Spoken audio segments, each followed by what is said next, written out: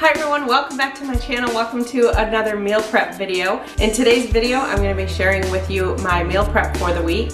For breakfast this week, it's going to be a pumpkin pancake bake. It's October, time to get the pumpkin out. I'm just going to pair that with some blueberries, and then I just have some pancake syrup there. For lunch this week, haven't made this one in a while. This is a crustless pot pie. This is so versatile. You can make it with whatever veggies you want, whatever meat you want, and it is so good. I have one dinner kit to put together this week, and then also my snacks. So if you want to see how I pull that all together, then stay with me. It's a journey for life, and I'm your ride. Hang on, we'll be long gone. Hang on. If you're new here, welcome. My name is Kristi. As always, the recipes that I list will be linked down in the description box, as well as any of the items that I use. I try to link those down in the description box as well. So let's get started with this meal prep. So breakfast this week is going to be my pumpkin pancake bake. I usually only make this once or twice a year, usually just in October. I'm not one who eats a lot of pumpkin stuff throughout the year, so usually October is the only time. I did make some really good pumpkin recipes last year that I got from other websites. I will link that video down in the description box below. So what we're going to need for this is 1.5 cups of unsweetened almond milk.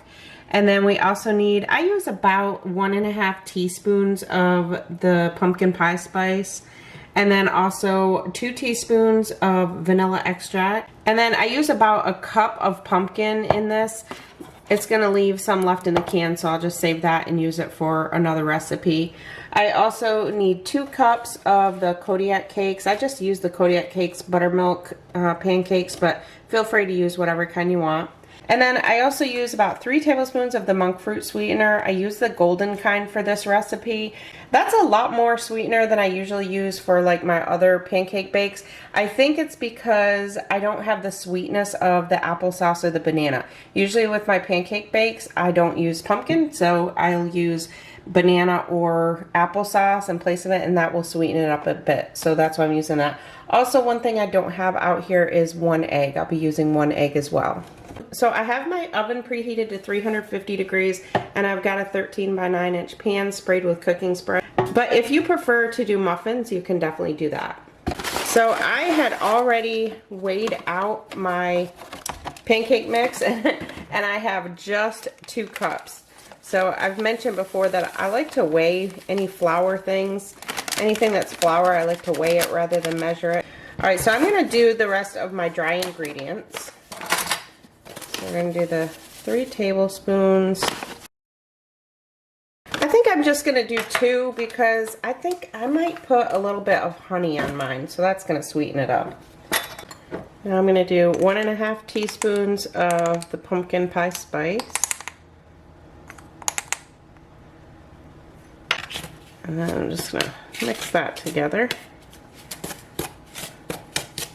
I'm going to set that aside, and I'm just going to mix my egg in with the milk.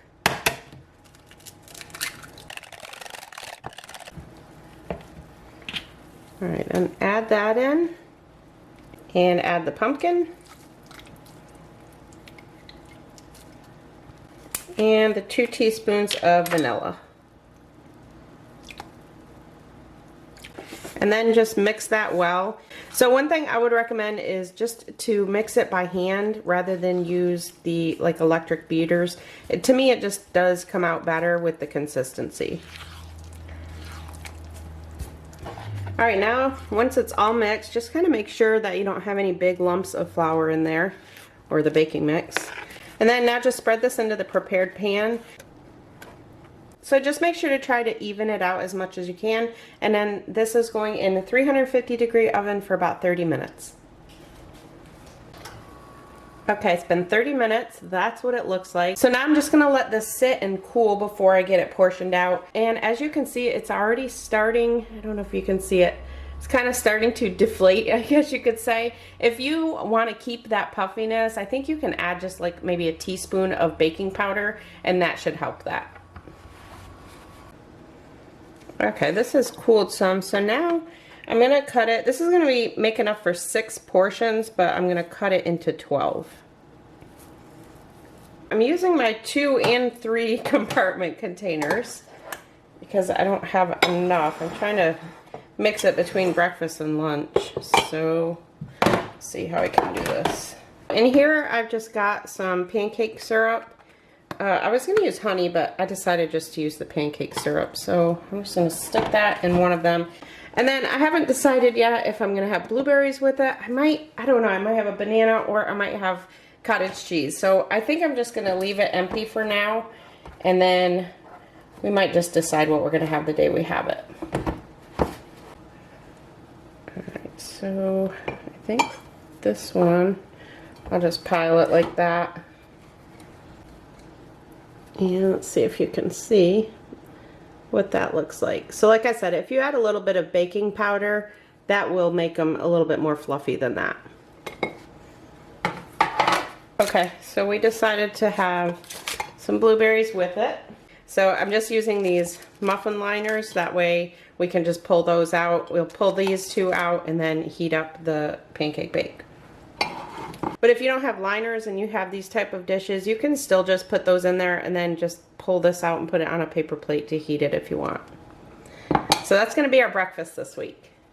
Alright, moving on to lunch. For lunch this week, we're going to do these, well, they're called cheesy crustless pot pies, but I don't know if I'm going to be putting cheese on them this time.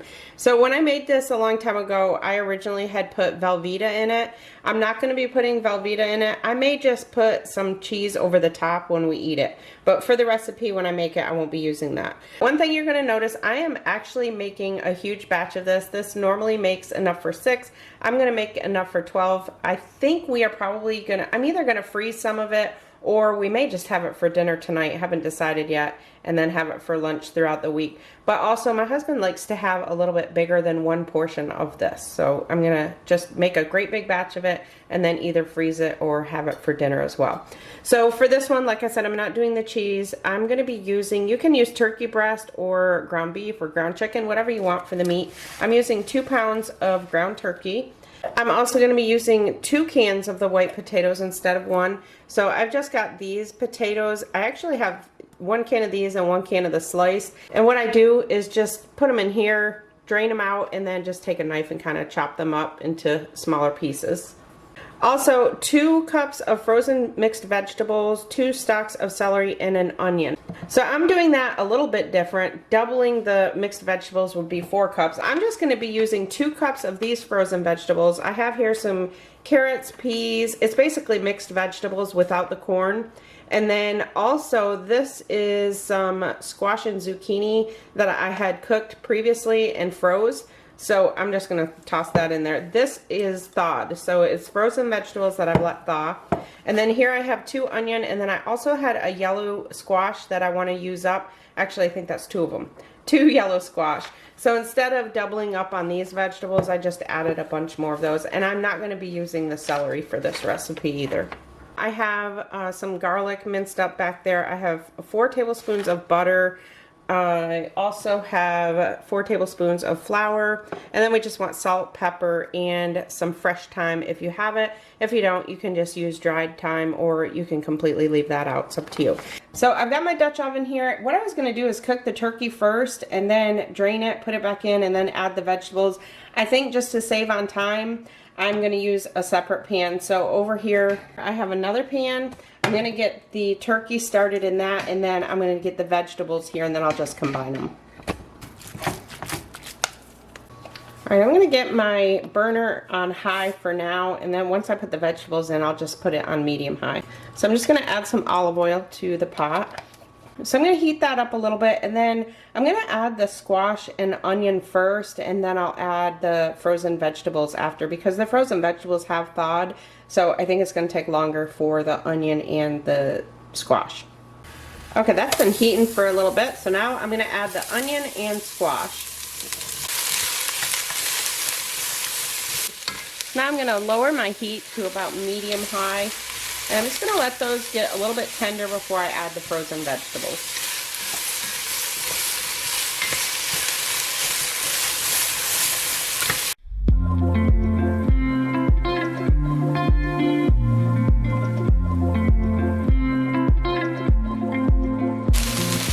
Okay, now I'm gonna add in the frozen vegetables, the potatoes, and the spices.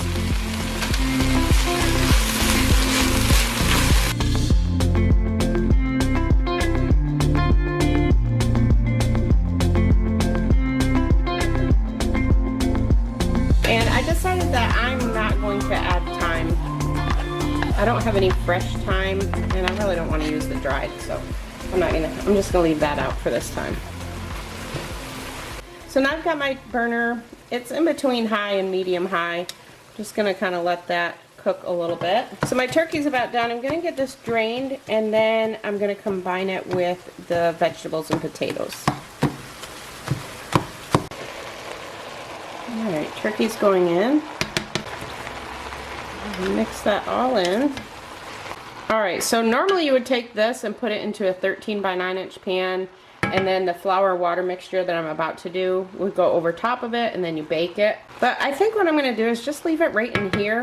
I think that should work out all right. Everything's already cooked. Honestly, you just kind of put it in the oven to bake it. Because of all the cheese that I put in it, it usually melts in there, but I'm not using cheese. So I think I'm just gonna leave it like this. I'm gonna turn my heat down to medium low, and I'll just use this pan that I used for the turkey. So now you want to put your burner on low heat. Now we're going to add that butter. So now on low heat, just let the butter melt.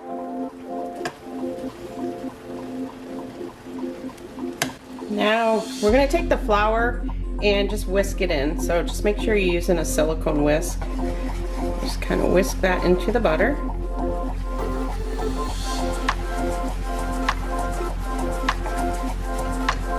So this is going to kind of make a roux.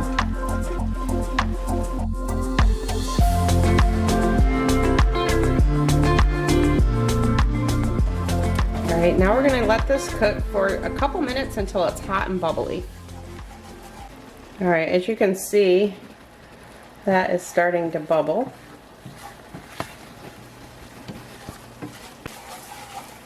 So once it bubbles, now we're going to add the water. So I'm using 2 cups. Again, if you're just doing the 6 servings, you'll just want 1 cup. Alright, now you want to turn your heat up to medium, and then just bring this to a boil, and then just let it sit and simmer for about 5 minutes. So as you can see, that's coming to a boil. And it's starting to thicken. So now I'm going to turn it down to low, and I'm just going to stir it occasionally. I'm going to let it just sit here and thicken a little bit more for about 5 minutes. Okay, so that's been simmering for about 5 minutes. Now I'm just going to add it to the meat and potatoes and veggies. So if you follow the regular directions, you would just be pouring it into a 13 by 9 inch pan. But like I said, I'm going to just do it this way. I'm not going to bake it. I don't even think, really, honestly, there's really no reason to bake it even with the cheese. Some of the recipes over the last couple years I've changed a little bit. So now, let me get my wooden spoon. Now just mix that up. And I don't think I'm even going to add any cheese. So normally I don't do the squash and zucchini in it, but honestly I think that's really going to make this good. Alright, so I just tasted it, I prefer a little bit more garlic in it. Since I doubled it, I don't think I doubled the garlic. So I'm just going to add some garlic salt because it does need a little bit salt for me. When I added the salt in there, I didn't double it because I wanted to taste it first to see how salty it was. I usually don't use a red onion either. I usually use just a regular onion. So now I've shut the burner off, and I'm just going to cover this and let it sit for a little bit. And then I'm going to portion it into the containers. And I think as far as the cheese, we're just going to decide that the day that we have it. Sometimes I feel like adding cheese to things, and sometimes I don't. So what I'll probably do is just have some shredded cheese that I take to work with me, and that way if I decide I want to add it on there, I can. Alright, so I ended up putting most of it in the meal prep containers, and then we still have some for later if we decide to have it tonight or I decide to freeze it. So that's our lunch for the week. In this recipe, again, another really versatile recipe. You can add different things to this, take things out, however you want it.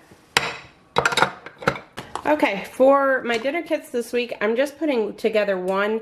I am gonna do salmon this week, but I haven't decided if I wanna do the garlic parmesan or the basil parmesan, and that's so easy, I really don't need to put a kit together. So this one I love having. This is one that we got from Home Chef recently. I might have shown you this before, but this one is pork enchilada lettuce wraps. So you just use like butter lettuce. I'm just going to use some romaine leaves I have in my fridge. So I'm going to leave those. I'm not going to put those in the kit. So for this, in here I have 2 teaspoons of fajita seasoning. I have about 2 ounces of sour cream. And then in here I have some tortilla strips. So you can see they usually use the tri-colored tortilla strips. I actually had some Tostitos in my cabinet, so I'm just going to use those. And then it also calls for an ounce of shredded cheddar jack cheese. I didn't have any cheddar jack, but I did have some cheese that is actually mixed with some green onion that we used on baked potatoes the other night. So I had that left. I had shredded from the block, so I'm just going to use that for it. And then also down in here I have a green pepper and also some red enchilada sauce. So this is actually the container for the enchilada sauce. I just keep these containers when Home Chef sends me stuff, and then when I do my own, I just reuse them. Usually I take the sticker off, but I make this one so much that I leave it on there. So that's just store-bought enchilada sauce in there. And then the other thing is Roma tomato, which I'm not going to put in the kit. I'm going to leave that because I want to say you're not supposed to mix like a pepper with a tomato. I don't know. I think I read that somewhere, but I could be wrong. And then the other thing I have is a pound of pork sausage, and that's it. So you can use whatever kind of meat you want if you want to do ground turkey or ground beef, whatever you want. And that will be for dinner one night. We love these. The first time we got them, we looked at it and we're like, I don't know if that's going to fill us, but they are really filling. So that's going to be my only dinner kit this week. Alright, so that's the meal prep for snacks this week. Like I said, I've got bananas, strawberries, and then these cottage cheese. I either will have those with the breakfast, or usually what I'll do is just have those in between like breakfast and lunch. Or sometimes what I'll do is just have that for breakfast and then have this more at snack time. It just depends how I feel. I don't have any vegetables to cut up this week because I just got these snack celery sticks, so those are already cut and ready to go. And then my dinner kit, lunches, and breakfast. So it felt good to get back to a meal prep after the last 3 weeks and the hurricane and everything else. So I hope you liked this video. Make sure to give it a thumbs up, and if you're new, I would love for you to subscribe. Thank you all so much for watching. I'll see you in my next one. It's a journey for life, and I'm your ride. Hang on, we'll be